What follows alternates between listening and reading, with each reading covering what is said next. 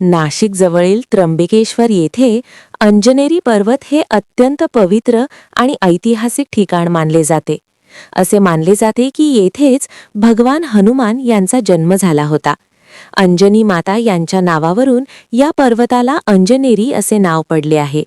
अंजनी हनुमानाची आई होती. अंजनेरी पर्वत येथे असलेले तळे खूप खास मानले जाते. स्थानिक श्रद्धेनुसार या तलावाचा आकार भगवान हनुमान यांच्या पावलाच्या ठशासारखा दिसतो. असे मानले जाते की हनुमान जन्मभूमी असल्यामुळे येथे त्यांच्या दिव्य उपस्थितीचे चिन्ह म्हणून हा तलाव तयार झाला. हा तलाव नैसर्गिकरित्या तयार झालेला आहे. वरून पाहिल्यावर त्याचा आकार पावलासारखा वाटतो. हनुमानाचे स्तोत्र, मंत्र बटन दाबल्यावर ऐकू येतील असे हे सॉफ्ट टॉय जर तुम्हाला हवे असेल तर कमेंटमध्ये ॲमेझॉनची लिंक आहे, तेथून घेऊ शकतात.